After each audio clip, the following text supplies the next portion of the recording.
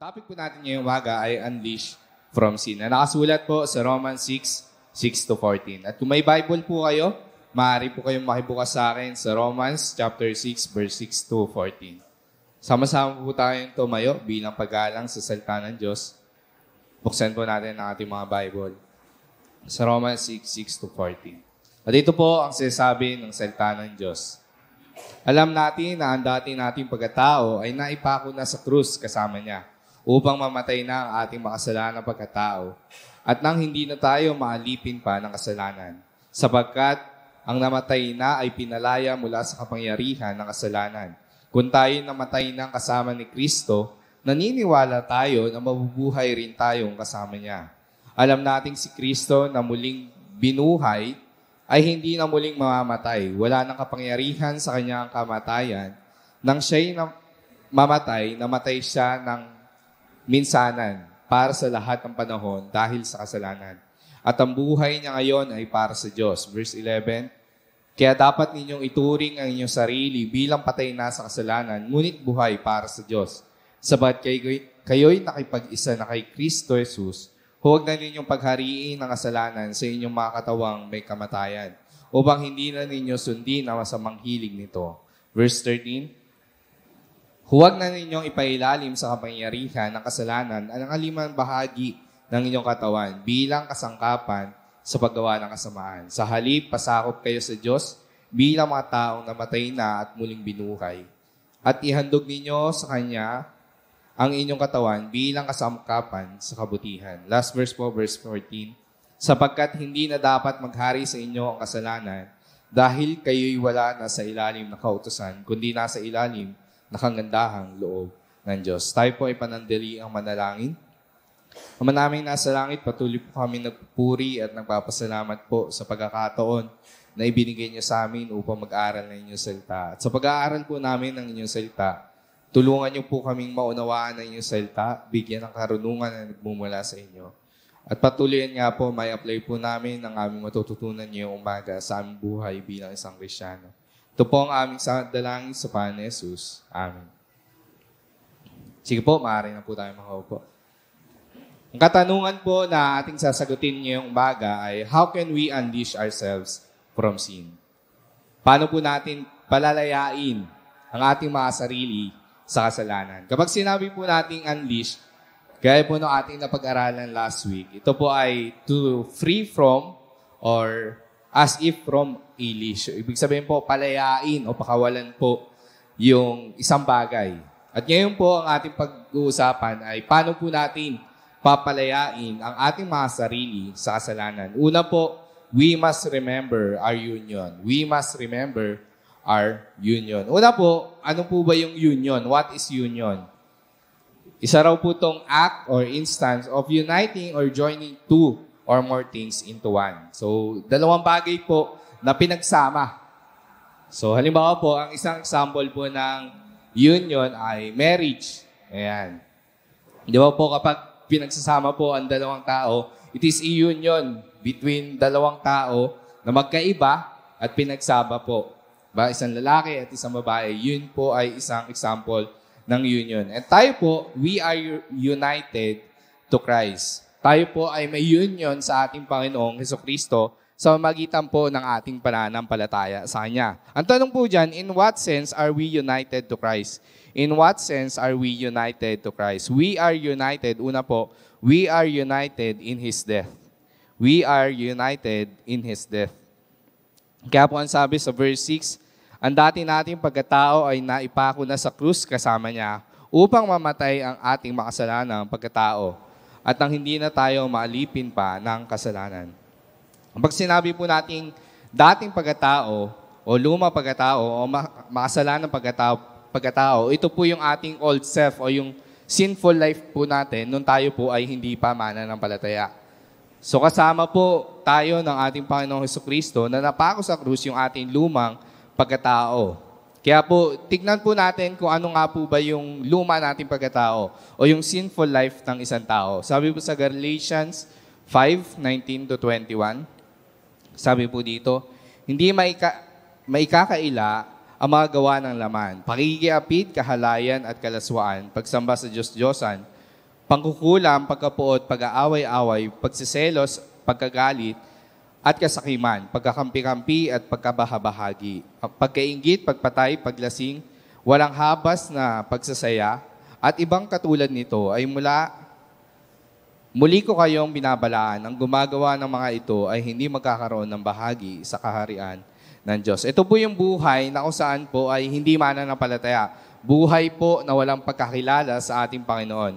And I assume po, before po tayo makakilala sa Diyos, lahat po tayo ay naka-experience ng ganung uri ng buhay. Yung pagsisinungaling, paggawa ng kasalanan, pamumuhay sa kasalanan. Once in our life po, bago po tayo maging tunay na mananampalataya, I assume po na lahat po tayo ay namuhay ng ganoon. And according po kay Apostle Paul, ang ating po lumang pagkatao ay naipako na po sa krus kasama si Jesus. Ano po yung dahilan kung bakit po, for what reason po, bakit kailangan maipako yung ating lumang pagkatao kasama kay Kristo? Sabi po dito, upang mamatay na ang ating makasalanan pagkatao at ang hindi na tayo maalipin pa ng kasalanan. Mamatay ang ating makasalanan pagkatao. So yung old nature po natin ay namatay na po kasama ng ating Panginoong Kristo. At pangalawa po ay upang hindi na tayo maalipin ng kasalanan. So, totoo po ba sa ating buhay na yung ating lumang pagkatao ay namatay na at tayo po ay hindi naalipin ngayon ng kasalanan? Kaya po sabi in verse 7, sabi po ni Apostle Paul, sapagkat ang namatay ay pinalaya mula sa kapangyarihan ng kasalanan. Because of our union with Christ, the result is that it set us free from slavery to sin. Tayo po, because of our union, sa pakikipag-isa natin sa Panginoong Kristo, sa magitan ng ating pananampalataya sa Kanya, ang resulta po nun ay tayo po ay pinalaya na sa kasalanan. Yung power po ng kasalanan sa ating buhay ay dapat wala na po. If tayo po ay namatay na, dapat po nakikita po sa ating buhay na tayo po ay malaya na sa kasalanan. Kung paano po tayo magsalita, mag-isip, at sa bawat actions po na ating ginagawa, dapat tayo po ay malaya na. It is very important sa ating na nauunawaan po natin yung ating pakikipag-isa sa ating Panginoong Hesukristo.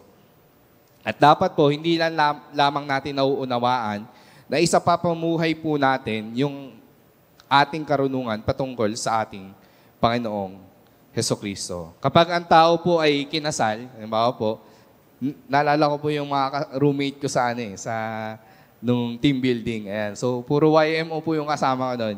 So, nakakapagkwentuhan po kami about buhay may asawa. Sila lang po, hindi pa po kasi ako kasal eh. Ayan. So, nakapag-share po sila sa buhay may asawa. So, isa po sa naalala kong tanong ko sa kanila, ano po yung buhay, ano yung changes na nabago sa kanila nung hindi pa sila mag-asawa at ngayon mag-asawa na sila? So, isa po sa sagot po, no, hindi ko na papangalanan, baka matawa po. Isa po sa sagot po ng isang roommate ko, kapag may asawa na raw po, kahit ayaw mo pang kumain, kakain ka. Dahil yung asawa mo, kakain na. So, meron pong change kapag may union. Kapag kinasal na po, may change na po. Yung buhay binata na kapag kung anong oras mo gustong kumain, kakain ka. Kahit late, pwede kang kumain. Pag may asawa na po, pag sinabi ng asawa mo, oh, tara, kain na tayo, kakain ka kasi may asawa na po kayo. So, meron pong change kapag may union. There is change po pagdating sa union, sa pakikipag-isa. So, ngayon po, ang tanong po sa ating buhay, dahil tayo ay may union na sa ating Panginoong Hesukristo, tayo po ba ay may nabago na sa ating buhay? May nabago na po ba sa ating buhay dahil sa ating pagkikipag-isa sa ating Panginoong Hesukristo? So kung sa buhay may asawa nga po, may pagbabago, yun pa po kaya ang pakikipag-isa natin sa ating Panginoong Hesukristo. Dapat po may pagbabago. Ang pagbabago po ay dahil sa pagkamatay natin kasama ng ating Panginoong Hesukristo at muling pagkabuhay kasama ni Kristo. Kaya po ang sabi sa verse 8, kung kayo'y namatay ng kasama ni Kristo, naniniwala tayong mabubuhay rin tayong kasama niya. Dahil po sa ating pakikipag-isa sa ating Panginoong Hesukristo sa kamatayan, tayo po ngayon ay may pakikipag-isa rin po sa kanyang muling pagkabuhay. Sabi po, namatay kasama ni Kristo at pinalaya na sa pagkaalipin ng kasalanan. Gaano po katotoo sa ating buhay yung statement na yon? Gaano po katotoo? Dahil sa ating pakikipag-isa kay Kristo, tayo po ay malaya na sa kasalanan. And we are united in His resurrection. Sabi po, we are united in His resurrection. Tayo po ngayon ay may kasiguraduhan na sa ating buhay dahil tayo po ngayon ay kasama ng ating Panginoong Kristo na muling nabuhay. At kasama po nun, yung muling pagkabuhay ng ating Panginoong Kristo, tayo po ay may bagong buhay na kay Kristo. Kaya po ang sabi sa 2 Corinthians 5 verse 17, ito po ay very familiar sa ating lahat. Kahit kung nakipag-isa na kay Kristo ang isang tao, isa na siyang bagong nilalang. Wala na ang dati niyang pagkatao, sa halip ito'y napalitan na ng bago. We are now a new creation. Hindi po inayos lang, ngunit bagong nilalang. Hindi po ito second hand, brand new po. At ang tanong ko po, brand new na po ba yung ating buhay sa pakikipag-isa natin sa ating Panginoong Kristo? Dahil po sa ating pakikipag-isa kay Kristo, tayo po ay malaya na sa kasalanan. At tayo po ay palayain po natin ang kabanalan sa ating buhay. It is only by the grace of God. Hindi po natin kayang gawin to sa ating mga sarili, ngunit ito ay sa pamamagitan lamang ng grasya ng Panginoon.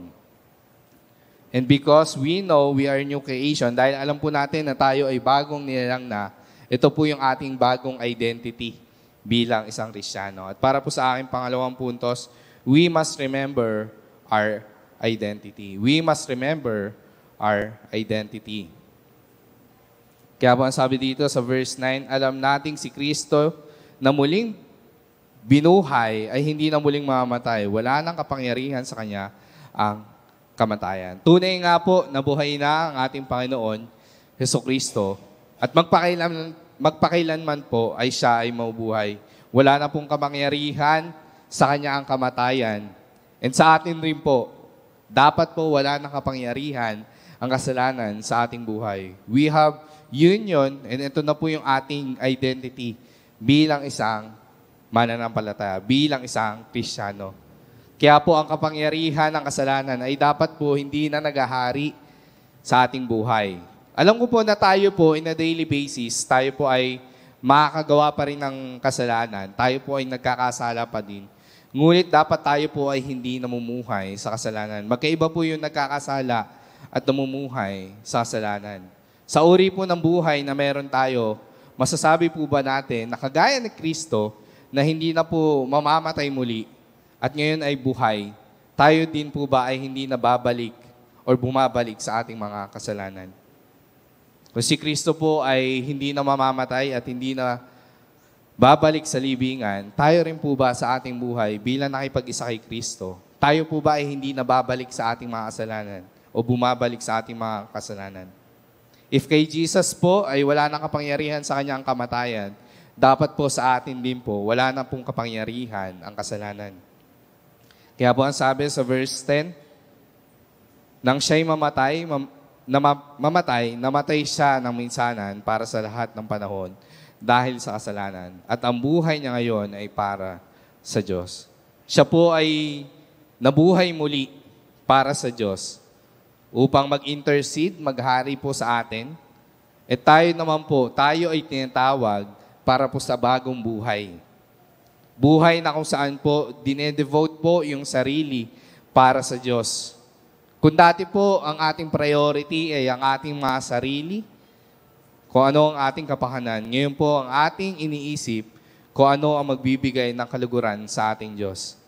Tunay nga po na si Kristo ay nabuhay ay para sa Diyos. At tayo rin po, tayo po ay tinatawag ng salita ng Diyos upang mamuhay para po sa ating Panginoon.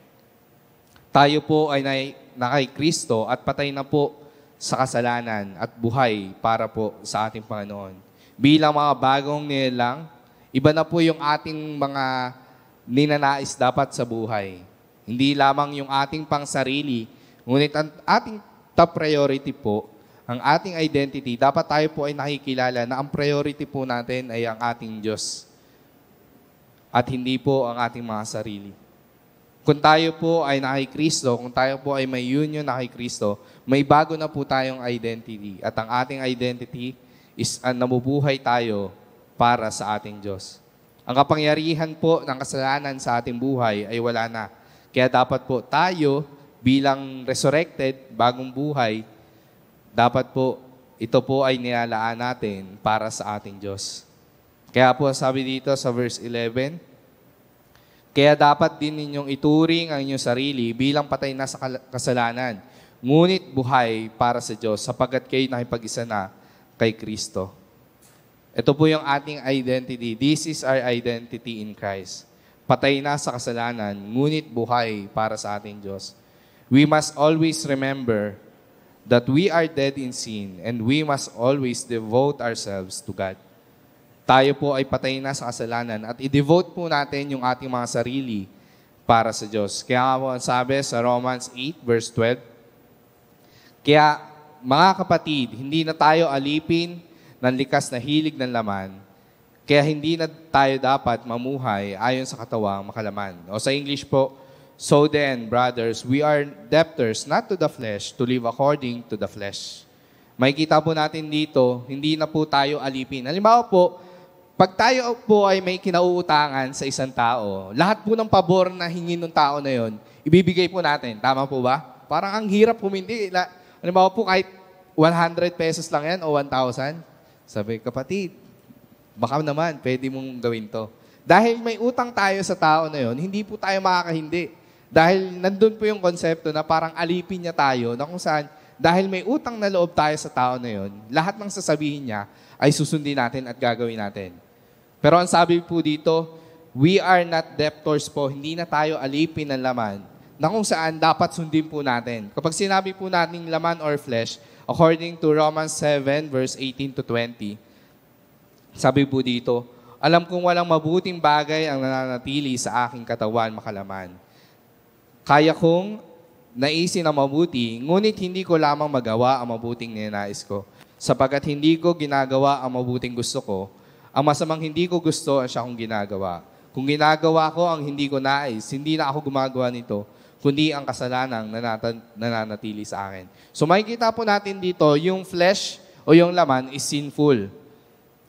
Pag sinabi po natin flesh is not able to do good things. Kapag sinabi po natin flesh, ito po yung mga bagay na hindi po nagbibigay ng kaluguran sa ating Diyos. Lahat po ng ating ginagawa na against po sa nature ng ating Diyos, ito po ay nakabase sa ating laman. Ang lahat po ng bagay na against para sa Diyos, ay ito po ay kasalanan. Paano nga ba at ano ang uri ng buhay na meron ng taong nabubuhay sa laman or sa flesh?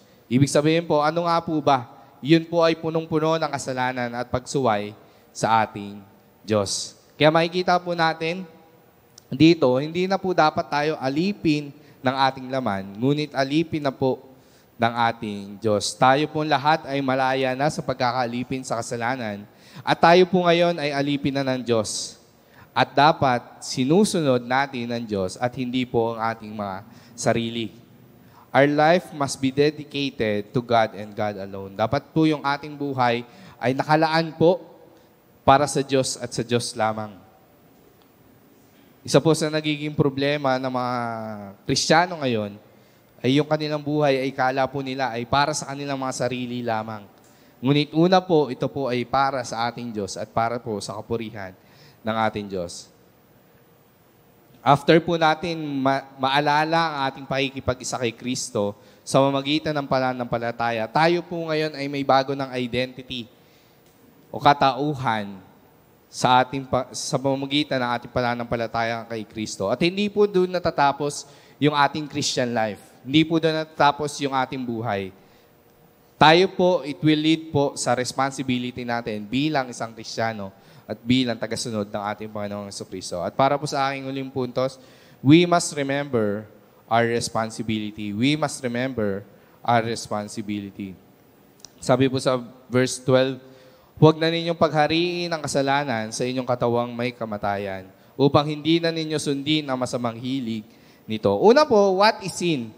Alam ko po na alam natin yung kasalanan, pero hayaan po natin na i-define po natin yung kasalanan ngayong umaga. What is sin? Sabi po dito, sin is described in the Bible as transgression of the law of God and rebellion against God. Kaya po ang sabi dito sa 1 John 3, verse 4, ang bawat nagkasala ay lumabag sa kautusan ng Diyos sapagkat ang kasalanan ay paglabag sa kautusan. So makikita po natin dito, yung paglabag ng kautusan sa Diyos, yun po ay kasalanan.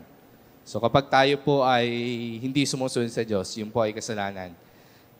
Pangalawa naman po ay sa Deuteronomy 9 verse 7. Sabi dito, huwag ninyong kalilimutan kung bakit nagalit sa inyo si Yahweh nang kayo nasa ilang. Mula nang umalis kayo sa Ehipto, hanggang ngayon, wala nang ginawa kundi magreklamo. So yung wala na kayong ginawa kundi magreklamo, that is rebellion. So kapag tayo po ay panayreklamo po sa Diyos, tayo po ay rebelde. Di ba? O kaya wag po tayong reklamador. Yan. So kapag tayo po ay nagrereklamo, yun po ay pagrebelde. In short po, God is calling us na wag po natin paghariin ang pagiging masuwayin at pagiging rebelde sa ating buhay. Alam ko po na minsan tayo po ay hindi po sumusunod sa salita ng Diyos. So wala naman pong perfect na nakakasunod sa salita ng Diyos. Pero alam ko po na in the daily basis, sinisika po natin na sumunod sa palagian sa ating Diyos. At minsan po tayo po ay nagiging rebelde. Ngunit tayo po ay tinatawag ng Diyos na huwag pong paghariin ang kasalanan sa ating buhay. Palayain ang ating mga sarili. Tayo po ay pinalaya na ng ating Panginoon sa pag-aalipin sa kasalanan. At dapat tayo din po sa ating mga sarili, palayain din po natin ang ating mga sarili. Dapat po hindi na naghahari. Ang tanong po dyan is, what is reign? Ano nga po ba yung paghahari? Sabi po dito, what is reign? Hold royal office, rule as a king or queen, period during which a sovereign rules. Sabi nga po, naalala ko po yung isang kasabihan na pag-utos ng hari ay ano raw po? Hindi nababali. Ayan. Pag-utos ng hari, hindi nababali. Ibig sabihin po, kapag sinabi ng hari, dapat susundin. By any means po, life or death, kailangan po sundin yung pag-uutos ng hari. At tayo raw po ay dapat hindi na pinaghaharian ng kasalanan. Dapat po hindi na natin dapat sinusunod yung kasalanan. Ibig sabihin po, yung inutos ng hari, dapat po sundin, gaya nga po ng kaaking sinabi kanina.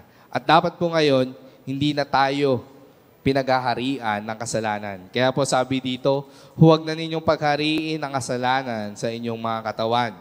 Dapat hindi na po naghahari ang kasalanan sa ating katawan. Ang tanong ko po, baka sa ating pong buhay ay naghahari pa din po. Baka yung very mangut po na ginagamit po natin upang umawit sa ating Panginoon, yun rin po yung very mount na ginagamit po natin upang magkasala po sa ating kapwa at sa ating Diyos. The very life po na ginagamit natin upang maglingkod sa ating Panginoon is the very life po na ginagamit natin upang magkasala sa ating Panginoon. Wala nang paghahari ang kasalanan sa ating buhay para tayo po ay sumunod sa kasalanan. Wala na pong paghahari ang kasalanan sa ating buhay para sumunod po tayo sa kasalanan. Kaya po ang sabi dito sa verse 13, huwag na ninyong ipailalim sa kapangyarihan ng kasalanan ang alinmang bahagi ng inyong katawan bilang kasangkapan sa paggawa ng kasamaan. Sa halip, pasakop kayo sa Diyos bilang mga taong namatay na at muling binuhay at ihandog ninyo sa Kanya ang inyong katawan bilang kasangkapan sa kabutihan. Or sa English po, do not present your members to sin as instrument for unrighteousness, but present yourselves to God as those who have been brought from death to life, and your members to God as instrument for righteousness. Yung sinasabi po ditong present, sa Greek word po, ito po ay paristemi, na may translation po na dedicated or devote. Ibig sabihin po, tinatawag po tayo ng salita ng Diyos na huwag po nating i-dedicate o i-devote yung anumang parte ng ating katawan upang tayo po ay magkasala. Ang limang parte ng ating katawan, huwag po nating hayaan na maging instrumento para po magkasala. Huwag po nating i-devote o i-dedicate anumang parte ng ating katawan para po magkasala. ang ating pong isip, ang ating mata, tenga, dila, ang ating tiyan, kamay, at ang ating mga paa. Anumang parte ng ating katawan, huwag po nating ilaan para po magkasala. Huwag po nating i-dedicate at i-devote. Malalim po yung salitang devote. Ibig sabihin po, buong puso, buong lakas, i-dedicate po. Diba? Kapag sinabi po nating devoted ako sa isang bagay, lahat ng ating kaya, pati ang ating lakas, ibinibigay po natin. At dito po, huwag po nating i-devote o i-dedicate yung anumang parte ng ating katawan para po sa kasalanan. Isa po siguro sa common ground natin para magkasala ay yung pag-iisip at pagsasalita ng hindi maganda sa ating kapwa. Siguro naman po, once in a while, ito po yung nagiging kasalanan natin, yung pag-iisip ng hindi maganda sa ating kapwa at yung pagsasalita po ng hindi maganda sa ating kapwa. Sa katrabaho man po yan, family members man, o mismo kahit minsan po sa ating mga partner, minsan po, yun po yung nagiging common na kasalanan natin o yun na i-devote nating parte ng ating katawan para magkasala, yung ating mga bibig at ating pag-iisip. Kaya ang tanong ko po dyan, kumusta po kayo? Kumusta po ang ating buhay-buhay? Kumusta po ang ating buhay hindi lamang po sa loob ng simbahan, gayon din po sa labas ng ating simbahan. Sa ating pong workplace, sa ating pong mga businesses, kumusta po ang buhay na meron tayo? Ano po yung ating ginagawa? Ano po yung lumalabas sa ating mga bibig? Kung sinasabi po ni Apostol Paul na huwag po nating hayaan ang anumang parte ng ating katawan upang magkasala, ano po yung dapat nating gawin? So meron pong do's and don'ts na sinasabi si Apostle Paul sa letter niya. Sabi niya po dito, kung wag po nating ipasakop yung anumang parte ng ating katawan sa kasalanan, ito po yung ating dapat gawin. Sa halip, pasakop kayo sa Diyos bilang mga taong namatay na at muling binuhay. At ihandog ninyo sa Kanya ang inyong katawan bilang kasangkapan ng kabutihan. Confident po si Apostle Paul sa kanyang mga sinusulatan sa mga Roman Christians na sila po ay patay na sa kasalanan at buhay na para sa Diyos. Ang tanong ko po dyan, paano po natin mapapakita at mapapatunayan na tayo po ay malaya na? Mapapakita po natin ito at mapapatunayan sa pamamagitan po ng ating mga gawa. Sa pamamagitan po ng ating buhay. Kaya we must present our bodies as a living sacrifice. Kaya nga po ang sabi sa Romans 12 verse 1, I appeal to you, therefore, brothers, by the mercies of God, to present your bodies as a living sacrifice, holy and acceptable to God, which is your spiritual worship. Nakikiusap po si Apostol Pablo na kung saan po ang lahat ng natutunan ng kanyang mga sinulatan, ito na po yung application.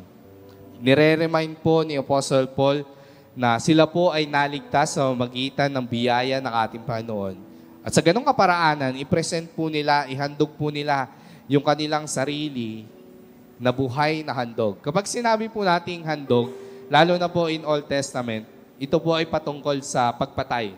Diba? Pag nag-aalay po sa Old Testament time, pinapatay po nila yung kanilang mga alay. At ngayon po, tayo po ay tinatawag ng Diyos upang i-alay po ang ating buhay na kung saan nakakapamuhay ng banal at katanggap-tanggap sa Kanya.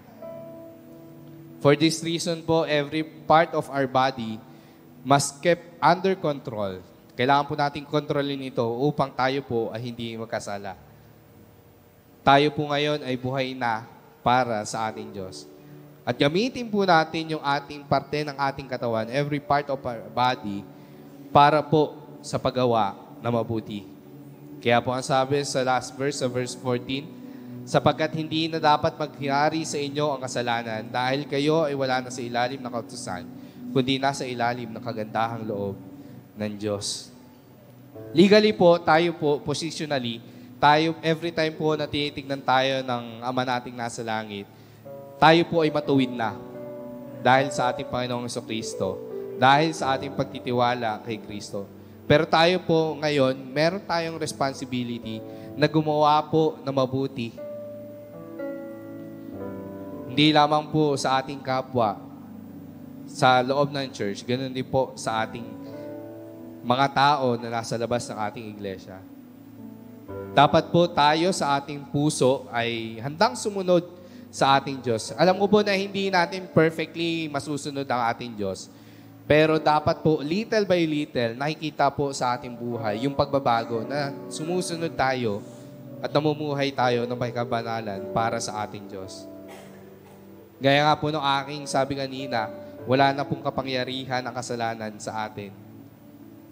At dapat po, ang naghahari na sa atin is yung ating Panginoon. Dapat po tayo ay sumusunod sa Diyos at maging masunurin sa Diyos. Hindi po ito nagre-resulta ng kaligtasan. Ngunit ito po ay out of gratitude para sa ating Panginoon. And as we close, we must unleash ourselves from sin. Palayain po natin yung ating mga sarili sa kasalanan. At palayain po natin yung kabanalan sa ating buhay. Lagi po natin paalala sa ating mga sarili na tayo po ngayon ay nakipag-isa na kay Kristo. Meron na tayong bagong identity sa ating Panginoong Jesucristo. And because of that, meron po tayong responsibilidad na mamuhay para po sa ating Panginoon na may kabanalan. Our goal po is not to do evil. Hindi po gumawa ng kasalanan. Ang goal po dapat natin ay gumawa na mabuti para po sa tao at para po sa Diyos. Tayo po ay panandaliang manalangin.